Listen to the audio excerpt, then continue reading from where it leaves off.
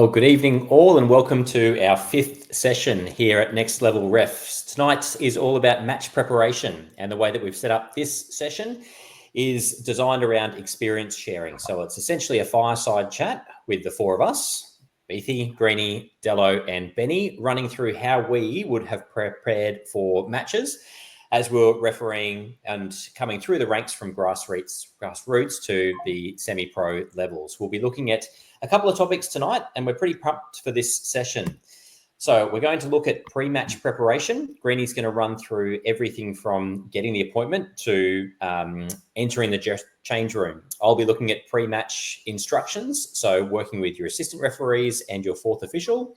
Dello's going to talk us through preparation and how that evolves throughout the first half and at halftime. And then Benny's going to touch on how that moves into the second half and how we review and start preparing for our next game. So let's jump straight into tonight. Over to Greeny to run through our first topic. Awesome. Thanks, Beathy. So to kick us off, something I learned very early in my career was that was the importance of having a solid and consistent routine for every match. And that's regardless of the level of the match. So having a structured approach to your pre-match preparation, it certainly set me up to be able to perform at the best of my ability. Some advice that I received early in my career that stuck with me was that the best performances come from good habits, not just experience. So my pre-match would start essentially as soon as I received that appointment. I'd always try and touch base with my referee team before the match. And the way I did that was normally at training during the week, but we understand that it's a little bit more difficult these days without that formal training everywhere. But even something simple like a quick text message to your team, just to get some of those logistics out of the way, can go a long way to helping with that preparation.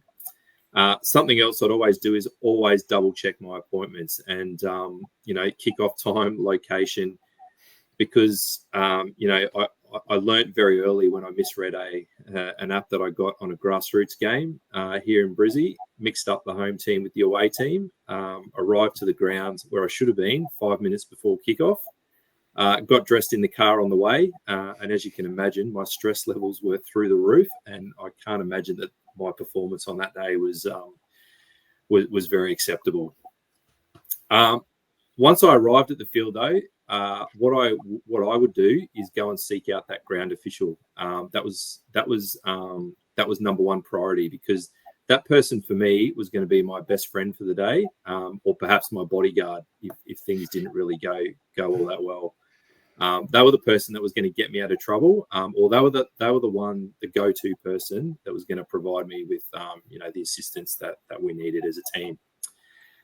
Then I'd go and check the field, and for me, checking the field or doing a field inspection wasn't simply just about going and checking the nets or making sure the corner flags were in. This was an opportunity for me to start visualizing the match. So I'd start to think about how am I going to deal with certain situations, where am I going to move around the field, just to get a feel for the ground. And I'd also take that time to have a bit of a chat with my team, so with the ARs, and if there was a fourth official, just have a bit of a chat about the players, the teams, what type of match it was, just to make sure we're all starting to get that mental focus ready before we went out for a warm-up. Obviously, equipment is very important, and I never took too much other than the basics with me. But one thing I did always take with me from early on was a pump, because whilst you might think that's a little bit funny, how many times have we as referees had to wander around a club looking for someone who's going to pump up those balls that 9 times out of 10 are never pumped up correctly? And that's just 5 or 10 minutes that we don't need to be worried about.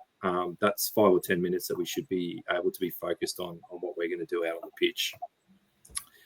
And just lastly on equipment, I always used to do a stock take. Last thing I did before I left the dressing room, check the pockets, got the whistle, got the coin, got the cards. We heard from Dello a couple of weeks ago about when he forgot his yellow card out on the field. So, I always made sure that I was giving myself a bit of a pat down with everything before before I walked out. And then finally, the last part of my preparation was about understanding or knowing the teams. So I'd try and familiarise myself with the teams as best I could. Not always possible, obviously at grassroots level, but I would certainly look at a minimum. The history of the team. Is there rivalry between the two teams? Is it a derby match, for example? Anything that could potentially escalate tensions with the players or even the spectators to be aware of. And during the warm up, in particular, if I didn't know the teams, I'd just have a look at the teams while they were warming up. So, who are the key players? Who are the players that were taking charge of the warm up? Who were the vocal players? Who were the team leaders? Because identifying those players could potentially help me out on the field later on. And also something else I used to like to do is before the game, if possible, have a chat to the players, all the captains, all the coaches, because it can go a long way in setting expectations or just establishing a bit of a relationship before we get out onto the field. So it's not just referee players or referee coaches. There's a little bit of already a little bit of a relationship. Which hopefully then benefits us as match officials, during the match, particularly if it starts to get a little bit heated.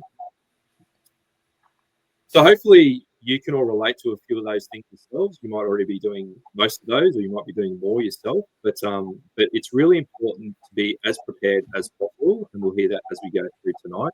And I'd certainly recommend nothing else that you find your own routine early in your career, because then that will set you up for success as you move through the ranks. All right, over to you, Beatty, for a bit of pre-match instruction advice. Yeah, awesome. Granny, thanks very much for that. And I think that's so important to find your own routine. A really good point, mate, because we all prepare differently for games. And thanks for talking us through how you would prepare for games. And I know, having run your fourth official many times, that routine pretty much stayed unchanged. So really important to get into those good habits nice and early. I've got the topic of pre-match instructions, mostly because my pre-match instructions for the majority of my career was something that seemed to follow me wherever I went as well. Everyone had an opinion on my pre-match instructions, which I'll run through everyone a little bit later on. But certainly, as Greenie said, setting yourself up is the theme. So setting yourself up for success before you get to the change room. And then once you're in the change room, and the ability to work with your team is really important as well. Great to develop that rapport, as Greenie mentioned, by doing the pitch inspection together and starting those conversations, having a bit of fun before you get back into the change room.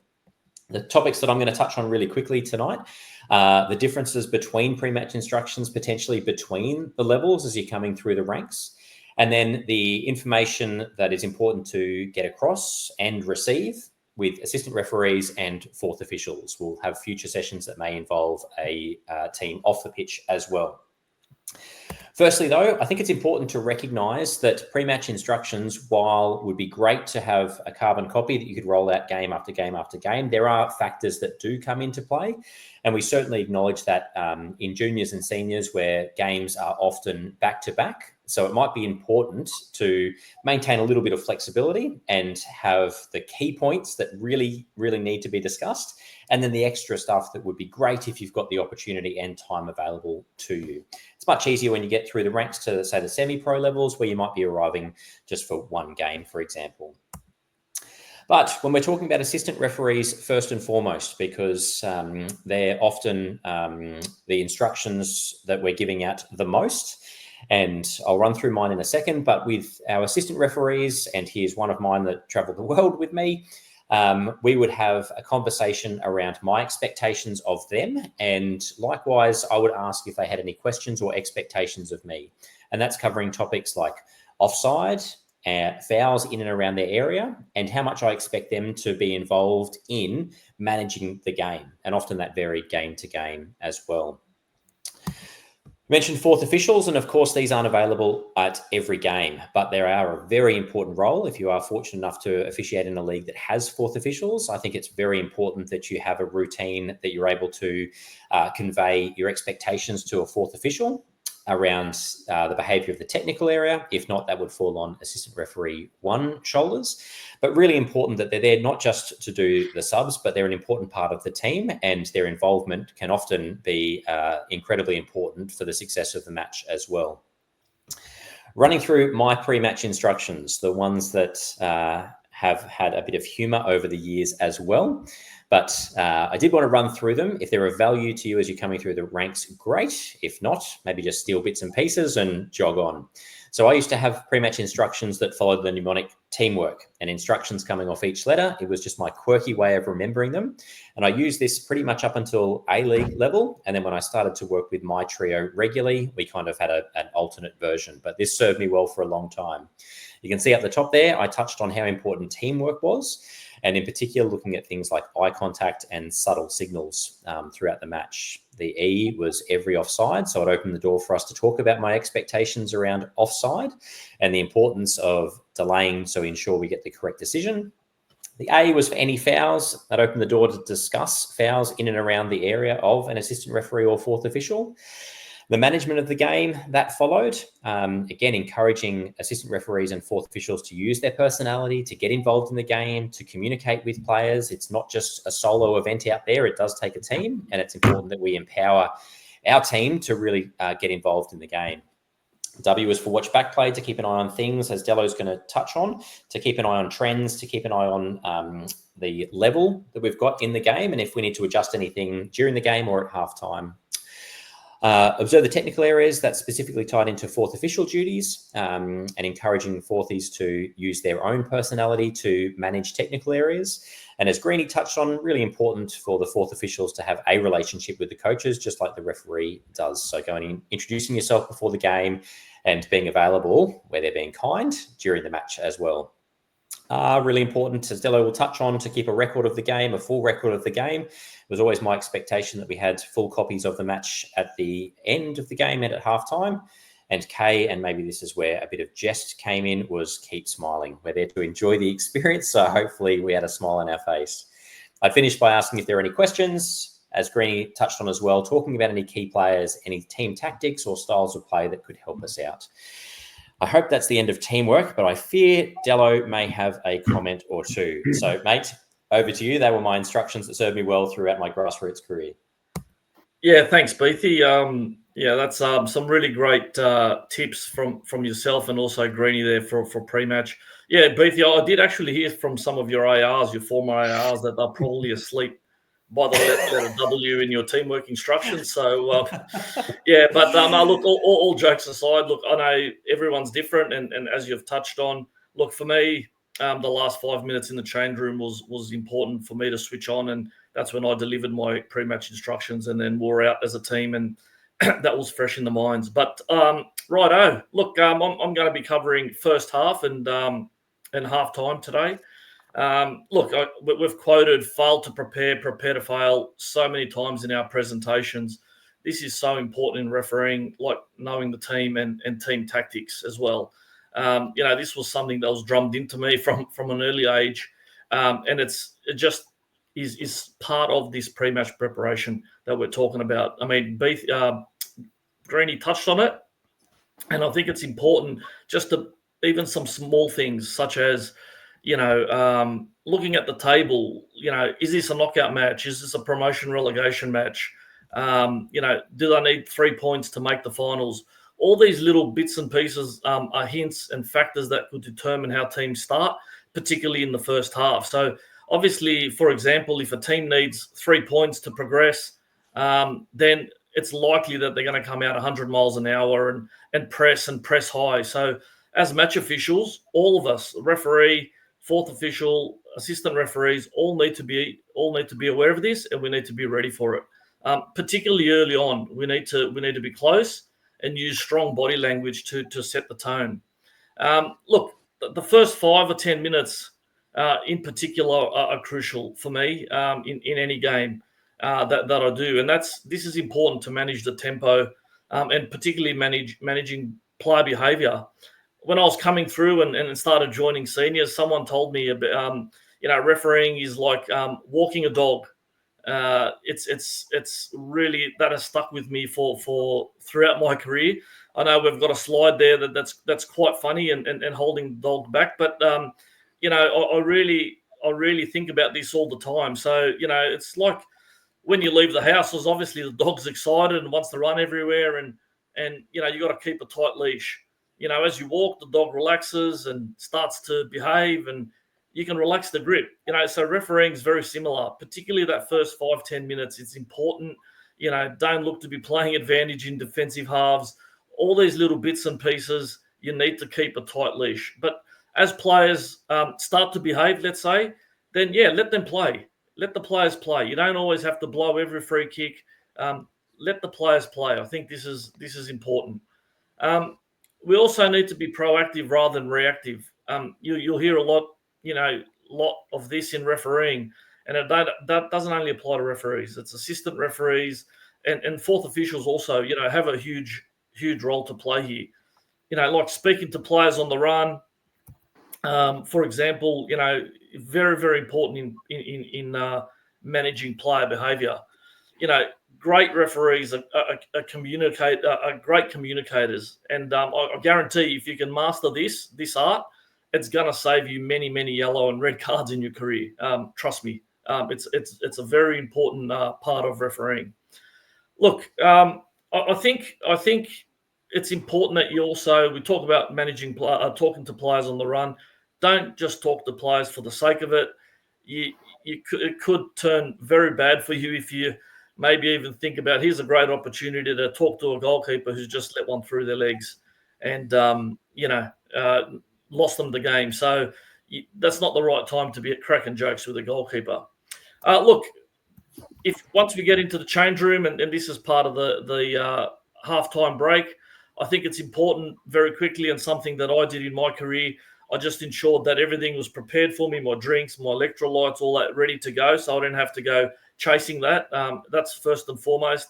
I've been around so many fields, so many grounds where the referee or other match officials have lined up at the canteen at halftime and spent half of that time in line. So make sure that's all prepared. And the first thing, once you get a drink, sit down. It's really important to go through and check all goal scorers, subs, any subs that potentially might happen, yellow, red cards. Make sure you check the numbers, the timings. That has to be confirmed in the first instance as soon as possible.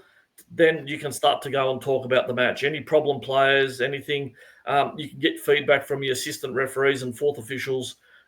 Is there anything that you can improve on? Talk through major incidents. This is the time to do it. Don't be sitting on your phone, looking up Facebook posts and Instagram posts. This is the time you need to be communicating with your team, and then having the time to take a bit of a rest before you go out for the second half.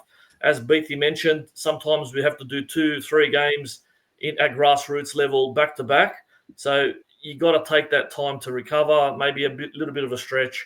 So it's a really, really important time. You've only got 10 minutes most of the time, which isn't long. So use that time wisely. Over to you, Benny, to cover second half and full time. Yeah, look, thanks, Dello. And I'll just reiterate too that halftime sets up the second half and the rest of the game. So you've reinforced your team plan and any adjustments depending on what's going on. For me, it was always talking around that concentration. And I noticed with my team, if we started going quiet, then maybe some of our concentration was starting to drift a little bit. So we'd keep talking to each other. That was easy through communication system. If you don't have a communication system, that's eye contact. And if you're close enough, you can have those conversations. That second half, and this is post-match, but also leading into that second half, understanding tactically what is happening. All right. My first match of the World Cup, I knew that it was Ecuador, Honduras. They both had a match each. Mine was the second match in the group, and one team, whoever lost, was going out. So when a team went up 2-1, we spoke about in the second half, if the score got to that stage, that I would spend a lot of my time up the other end because I knew that team was going to attack. So my assistant referee, I'd be able to say to Harks, mate, I'm going to spend more time up the other end. All right. So if the ball comes back, then you've got a bigger area to look at those fouls, etc. All right. Dello mentioned the yellow cards, red cards. Many of you will have seen the Australia game in the 2006 World Cup where Graham Poll, the referee, had 3 cautions to the same player, and that was because the team of referees did not record all of the yellow cards and red cards. So going through that at half-time so that the second half there's no surprises and the referee doesn't say, "I'll just leave it all to me." Okay, we're a team effort. It's important to understand how long is left in that game and what that means for the teams. Is it just a normal round match? Is it a knockout match? And where the score's at? Is it 2-1? Is it 2-all? What score do they need in order to go through? All right, and I've mentioned that example already. And it is, as you can see here with Stephanie Frappert's team here, that it is a whole heap of teamwork around that discussion that sets up that second half, and you can see the girls ready to go out and do the business for the second half. These are some of the considerations. So you can see maybe some of these late tackles will start to fly in. Maybe there's going to be that hold to break up that promising attack. And maybe there's going to be the sub that comes off the bench, that their job, they've been sent on to go and butcher the key playmaker in the picture that you see in that bottom left corner. All right. I remember hearing some of the Socceroos coaches early on send players out deliberately to try and maim the opposition player. So this is something tactically that we need to understand. And you can hear if a coach is saying, "All right, your job number 7 when you go on is to take out number 5." Okay, that's something that we need to be aware of as referees. Okay, so you can see those tactical fouls there, both either holding or the ones on the ground. And look, lastly, when you get in after the match, it is really important to debrief with your team, all right? Both as a team and both individually as well for yourself. So what did go well? What were the areas of the match that you felt went really well? You yourself, but also as a team. Look, guys, I thought we communicated really, really well today. Our concentration, we kept running right through to the goal line as an assistant. These are the things we want to continue into the next game. The middle one, there's always something that we can improve, all right? No match is perfect. None of us are perfect. So there's always something, and that doesn't mean you're a bad referee, all right? We should always be looking at things to improve. There's no such thing as failure. So if you've stuffed up something, you've cautioned the wrong player, you've forgotten your yellow cards, Dello, and that might be something for the next match to go, righto, the rest of the match went really, really well. That's something in my preparation for next match that I need to take in. And lastly, on that part there, before we wrap things up, is how will I improve? Depending on what aspects, maybe I wasn't fit enough. Okay, so I probably need to train more. Actually, no, I was fit enough, but I didn't understand what the teams were doing. Team A, Team B. I didn't understand that match was actually a knockout match, and therefore I didn't understand the tactics. And then how do I go about improving? So most junior grounds, there's that club official that or the referee manager, hopefully, that Greenie was talking about. You might ask someone, "Look, could you mind having a look at my game? Give me some pointers." All right. Maybe it's someone like us, that you'd love to bounce some ideas off, or another senior referee or a colleague. The more questions you ask, the greater we're always looking to improve, because none of us are perfect. And look, finally, as soon as you come off that pitch, that is preparation for your next match. All right. So for me, we used to come off and we used to have our carbohydrate straight away, our protein straight away, and that's preparation for the next match. I guess at A-League level and internationally, we were really lucky that we were able to have massage therapists. There was sandwiches in the dressing rooms. If you don't have that at your local ground, that's something that you need to provide yourselves as well, so that you're looking after your body, so you can be the best referee you can be for the next match, which might be in 15 minutes' time. So don't go and line up for that Kransky role at the canteen that Dello was talking about. You want something that's going to act quickly for you for that next match. Get home, do the hot and colds if you want in the showers. If it flushes your legs out, take that time to really wind down and get really good sleep. That's what Alejo spoke about last week as well, to prepare so that you're ready. And look, lastly, a bit of stretching, etc. doesn't hurt. A bit of cool down, but also prepare your referee kit. I remember the state coach when I first started, he said as soon as he got home, he'd polish his boots and all that kind of stuff so that they were ready for the next match. So you make sure you've got everything ready so that you don't have to run around like Greenie was saying, if you're late to the game, you don't have to be stressed about you've forgotten your whistle or your cards aren't in there or you've forgotten the coin.